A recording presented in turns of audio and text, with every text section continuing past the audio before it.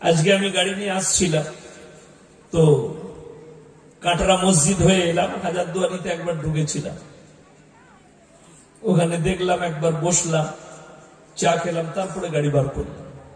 হাজার হাজার মুসলমান ফিস্টি করে গঙ্গার ধারে খাচ্ছে। খাচ্ছে না খাইনি? কথা বলে। মুসলমানদের ছেলেরা ফিস্টি করে না আপনাদের এখানে? করে। পহেলা জানুয়ারি পালন করে। তার বাড়ির লোককে বলে আজকে পহেলা জানুয়ারি পালন করব, ফিস্ট করব। যদি বলেন করা যাবে না, আপনি বাড়িতে গিয়ে যাদের মানে কোরআন আছে যদি না বুঝতে পারেন তাফসীর, এলাকায় ভালো আলেম থাকলে তিনার কাছে যাবেন, তাফসীরটা বুঝিয়ে দেন। কোরআনে আছে গায়রিল মাগযুবি আলাইহিম ওয়ালাদ-দাল্লিন। হে নবী বলো, মাগযুম মানে ইহুদি আর দাল্লিন মানে নাসারা, এই দুটো দলই পদভ্রষ্ট, আর এদের যারা অনুসারী হবে তারাও পদভ্রষ্ট হবে। কোরআন। তুমি ইহুদি নাসারাদের কালচার গুলো নিজের কালচার করে নিবে, তুমি পদভ্রষ্ট। যারা পয়লা জানুয়ারি পালন করেছে, 25শে ডিসেম্বর যারা পালন করেছে, তারা ইস্তেগফার করে নেবেন, আগামী থেকে আর কেউ এই পালন করবো না। জোরে বলুন ইনশাআল্লাহ। পৃথিবীর প্রথম সভ্যতার নাম হচ্ছে মিশরের মুসলিম সভ্যতা। জোরে বলুন সুবহানাল্লাহ। পৃথিবীতে তার আগে সভ্যতা ছিল না। সভ্যতার প্রথম নাম হচ্ছে মুসলিম সভ্যতা। পৃথিবীর মিশরের সব থেকে বেশি নবী জন্মগ্রহণ করেছেন মিশরে। চলুন, দ্বিতীয় পৃথিবীর সভ্যতা হচ্ছে স্পেনের মুসলিম সভ্যতা। আবার বলুন জোরে সুবহানাল্লাহ। দুটো সভ্যতা পৃথিবীর ঘটেছে, একটা মিশরের মুসলিম সভ্যতা, দ্বিতীয় সভ্যতা হচ্ছে স্পেনের মুসলিম সভ্যতা। স্পেনটা কোন ইহুদি নাসারাদের খ্রিস্টানদের দেশ ছিল না, দেশটা ছিল মুসলিমদের। এই পতন ঘটলো কি করে? আল্লামা ইকবালের একটা খুব সুন্দর ভাষা আছে, ইস ঘর কো আগ লাগি ঘর কি চিরাগ সে। মুসলমান তোমরা নিজেদের ঘরে নিজের আগুন ধরিয়েছ। যদি বলেন কেন? স্পেনে মুসলমানদের রাজ্য ছিল, দেশ ছিল, রাজত্ব ছিল। ধ্বংস হলো কি করে? সেখানে বেঈমান কাফের ইহুদি নাসারা খ্রিস্টানরা দেখলে আমরা পরাজিত হয়ে যাব যুদ্ধ হলে, তাই তারা বললে এক কাজ করো, বসে একটা ফাইসালা করো। বলে বসা যায়। বসা হলো, মুসলমানরা অস্ত্র নামিয়ে মন ভালো রেখে বসে গেল। কিন্তু তারা চালাকি করলো, মুসলমান দিকে চারিদিকে ঘেরে নিয়ে রক্তর হুলি খেলে দিল মুসলমানদের। জোরে বলুন নাউজুবিল্লাহ। সেই তারিখটা ছিল পহেলা এপ্রিল। আজকে দেখবেন স্কুল কলেজে এপ্রিল ফুল পালন করা হয়, হয় না? হয় না? ভারতবর্ষের সংস্কৃতিতে, ভারতবর্ষের ইতিহাসে এপ্রিল ফুলের ব্যাখ্যা যদি কারোর কাছে থাকে আমাকে দিয়ে যান, লেখে হোক কিংবা স্টেজে এসে মাইক ধরিয়ে দেবো, বলে দিয়ে যান। কোন স্কুল কলেজের মাস্টার, আমিও স্কুলে পড়েছি, আজ পর্যন্ত এপ্রিল ফুল পালন করে ব্যাখ্যা দেয়। ব্যাখ্যা দিয়েছে? দেয়নি, দিতেও পারবে না। এইটা ছিল স্পেন দেশ। পরবটা এসছে ইহুদি নাসারাদের কাছ থেকে, খ্রিস্টানদের কাছ থেকে। মুসলমানদের রক্তর হুলি খেলা হয়েছিল এই পহেলা এপ্রিল স্পেনে। তারা এই পরবটা শুরু করলো। আজকের দিনে মুসলমানকে ঠকানো গেছে, একটা পরব তৈরি করো, ঠকাঠকির পরব, যেখানে আমাদের মুসলিম ছেলেরাও যোগদান করে। করে না? করে না? আপনাকে আমি এটাই বুঝাবো যে যতগুলো মুসলমান নারী পুরুষ বসেছে, আশা করি সকলে একটা কথা জানেন যে প্রত্যেকটা মুসলমান নরনারীর জন্য ফরজ হচ্ছে দ্বীনি ইলম হাসিল করা। ঠিক কিনা? কথা বলেন। দ্বীনি ইলম হাসিল করা ফরজ, এটা জানে। আমি চ্যালেঞ্জ দিয়ে বললাম, এতগুলো মানুষ এখানে জলঙ্গির ভাইয়েরা বসেছেন, এসে মধুবনার যারাই বসেছে, 100 জনের মধ্যে 90 জনের কাছে দ্বীনি ইলম নাই। দ্বীনি ইলম মানে কি আলেম হতে হবে, মুহাদ্দিস হতে হবে, মুকাররির হতে হবে, মুফাসসির হতে হবে, মুফতি হতে হবে, কারি হতে হবে না। দ্বীনি ইলম অতটা হাসিল করতে হবে যতটা করলে তুমি হারাম হালাল থেকে বাঁচতে পারো, দ্বীন আর বাদ্দীন চিনতে পারো, শিরক আর বেদাত চিনতে পারো, কুফরি চিনতে পারো, বেঈমান কাফেররা যে তোমার উপরে জাল বিছাচ্ছে সেই জালটা তুমি বুঝতে পারো। আজকে কিন্তু মুসলমানের ধরার ক্ষমতা নাই, প্রমাণ দিয়ে যাব। এই মুর্শিদাবাদে বহরমপুরে গেলে দেখতে পাবেন অশিক্ষিতরা নয়, শিক্ষিত লোক, শিক্ষিত যুবক যুবতীরা তারা 25শে ডিসেম্বর পালন করছে ক্রিসমাস। ঠিক বললাম না ভুল বললাম? যদি বলেন ভুল বলছে, সামনে 25শে ডিসেম্বর তোমার কানটা ধরে বহরমপুরে নিয়ে যাব গির্জার কাছে, কতগুলো মুসলিম ছেলে লাইনে দাঁড়িয়েছে দেখিয়ে দেব। কলকাতায় নিয়ে যাব, কতগুলো কলেজ ইউনিভার্সিটির ছেলে সেখানে দাঁড়িয়ে লাইন দিয়েছে, এটাও প্রমাণ দেব। আমার বর্তমান টাউনে গির্জা আছে খ্রিস্টানদের, সেখানে কতগুলো মুসলিমদের ছেলে লাইনে দাঁড়িয়েছে, এটা দেখিয়ে দেব। ক্রিসমাস যাদের মনে হচ্ছে 25শে ডিসেম্বর কি মুসলমানদের পালন করা যাবে না, হারাম।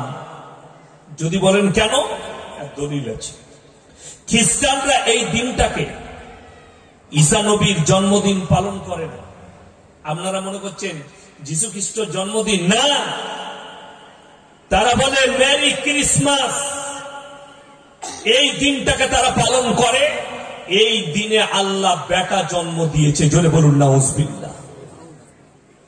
এই জন্য তাদের ঈমান ধ্বংস হয়েছে, তাদের ঈমান নষ্ট হয়ে গেছে।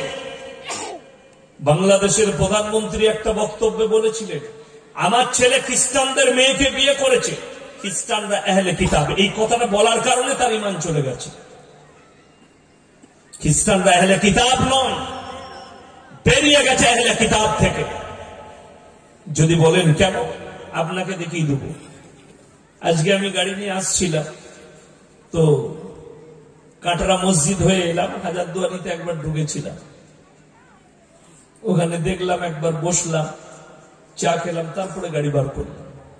হাজার হাজার মুসলমান ফিস্টি করে গঙ্গার ধারে খাচ্ছে। খাচ্ছে না খাইনি, কথা বলে? মুসলমানদের ছেলেরা ফিস্টি করে না আপনাদের এখানে? করে। 1 জানুয়ারি পালন করে, তার বাড়ির লোককে বলে আজকে 1 জানুয়ারি পালন করব, ফিস্ট করব। যদি বলেন করা যাবে না, আপনি বাড়িতে গিয়ে যাদের মানে কোরআন আছে যদি না বুঝতে পারেন তাফসীর, এলাকায় ভালো আলেম থাকলে তিনার কাছে যাবেন, তাফসীরটা বুঝিয়ে দেন। কোরআনে আছে গায়রিল মাগযুবি আলাইহিম ওয়ালাদ-দাল্লিন।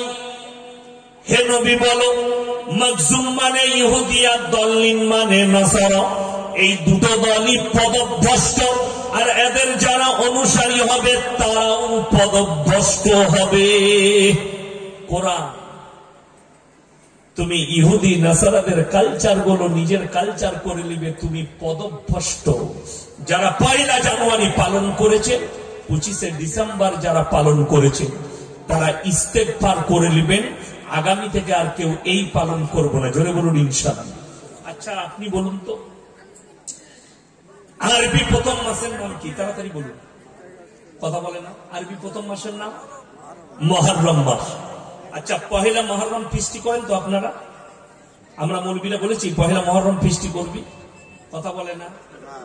না, 1 মুহররম, যে মুহররম মাসটা আরবিতে শুরু হয়েছে, সেই মাসের, মুহররম মাসের এত ফজিলত, সেই মাসে ফিস্টি হলো না, আপনি পালন করছেন 1 জানুয়ারি। বাংলা মাস কবে থেকে শুরু হয় কথা বলেন? বৈশাখ, বৈশাখ মাস। আচ্ছা আমাদের দেশে দেখবেন শুভ নববর্ষ পালন করে, করে না? করে না? আপনাদের এখানে জানি না জলঙ্গি আর ডমকলে কি হয়। আমাদের বর্তমানে অনেক মুসলিম দোকানি কলা গাছ টাঙায়, নতুন খাতা বলে, বলে না? নতুন খাতা, এই ভাষাটাই ইসলামে নাই। নতুন খাতা, নতুন খাতা চালু করলে তো আমরা বলতাম 1 মুহররম নতুন খাতা করবি, যারা অমুসলিম ভাই সনাতনী ভাই আছে তারা নববর্ষ, শুভ নববর্ষ পালন করছে। এই যে শুভ শব্দ, তার মানে ওই দিনটা হচ্ছে সব থেকে ভালো দিন। কিন্তু না, ইসলামে আল্লাহ সব দিনটাকেই ভালো করেছে। বিশেষ বিশেষ মাসকে আল্লাহ রহমত আর বরকতের মাস আর উত্তম মাস বলেছেন। জোরে বলুন সুবহানাল্লাহ। সেগুলো কিন্তু আরবি মাস হতে হবে। বাংলায় কি পড়ছে, ইংরেজি কি পড়ছে, ওটা আমরা দেখবো না মুরব্বীরা। আমাদের কাছে ইসলামে আরবি মাস হতে হবে। রমজানুল মুবারকের মাসটা চৈত্রও পড়তে পারে, বৈশাখও পড়তে পারে, পারে না? পারে না। ইংরেজি ফেব্রুয়ারি পড়বে, মার্চও পড়তে পারে, এপ্রিলও পড়তে পারে, এটার সাথে সাথ নাই।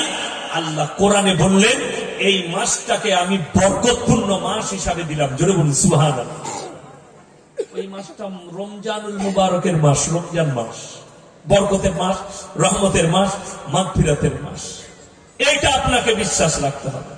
চলুন এরপর, আপনি নিজেকে মুসলমান বলে দাবি করছেন, শিক্ষার যে কতটা প্রয়োজন আল্লাহ কোরআনে এই সূরার মধ্যেই বলেছেন, আল্লামা বিল কলম, আমি কলমের সাহায্যে হে নবী মানুষকে শিক্ষা দিলাম কলমের সাহায্যে।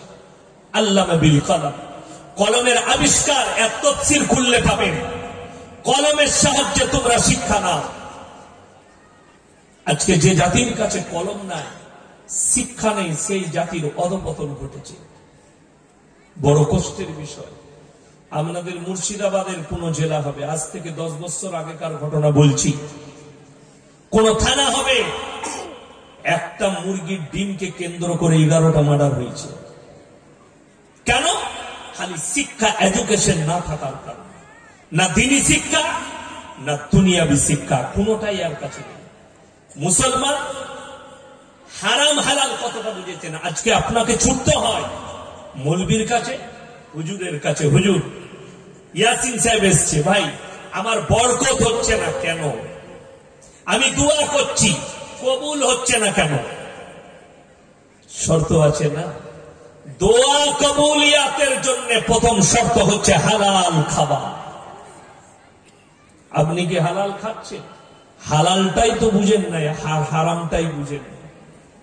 আমাদের বর্ধমানের অনেক ছেলে লরি চালায়, ট্রাক। আপনাদের মুর্শিদাবাদের ছেলে লরি ট্রাক চালায় না? চালায়। মুসলিমদের ছেলে হোটেলে দাঁড়িয়েছে, শুনেলেন মুসলমান হারাম হালাল কি বুঝেছে। কেন বলছি? দ্বীনি শিক্ষার প্রয়োজন। দাঁড়িয়ে হোটেলে ঢুকেই প্রথমে বললে, ভাই 1 বোতল মদ দে তো, মদ খেয়ে নিবে। এরপরে বলছে রুটি আর মুরগির মাংস কষা নিয়ে আয়।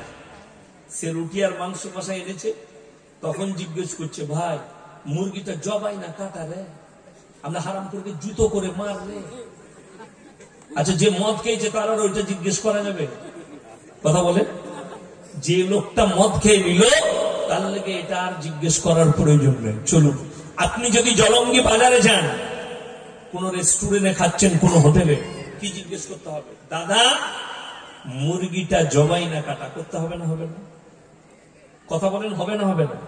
হবে। কেন? আপনার জন্য শর্ত হচ্ছে হালাল খাওয়া। যে মুরগিটা কিনছেন হালাল কিনা, শুধু পয়সাটা হালাল হলে হবে না। চলুন, কি হালাল বুঝেছে মুসলমান শুনেলেন। সকালবেলায় বয়ান শুনে গেলেন, ইয়াসিন ভাই বর্ধমান থেকে এসে বলে গেলেন, জবাই করা মাংস খাবি, হালাল দেখে নিবি। দোকানে গিয়ে বলছেন, ভাই 1 কিলো জবাই করা মাংস দে তো, হালাল মাংস। কিনবেন আপনি হালাল মাংস জবাই করা, কিন্তু আবার টাকাটা সুদে, সেই একই মাল দাঁড়িয়ে গেল। কথাটা বুঝতে পারলেন না? হ্যাঁ। এরপর যদি আমি সুদ নিয়ে বলি, সকালবেলায় চায়ের দোকানে শুনতে পাবে, ও বাজে হুজুর এনে নিবে, কারা সুদ কর মাল কটা গাল দিবে। তো অসুবিধা কিচ্ছু নাই, গাল আমি এমনি খাই, যারা গাল দেয় তাদের লেগে দোয়া করে আল্লাহ তুমি হিদায়াত দাও। চলুন, যদি বলেন সুদ, কোরআন বলছে ওয়াহাল্লাল্লাহুল বাই'a ওয়া হারামার রিবা। হে আমার নবী বলে দাও, ব্যবসাকে হালাল করেছি আর সুদকে হারাম করেছি। সুদকে হারাম করেছে। কেউ যদি 1 টাকা সুদ খায়, নিজের মায়ের সঙ্গে 36 বার জিনা করার সমান পাবে। নাউজুবিল্লাহ বলে।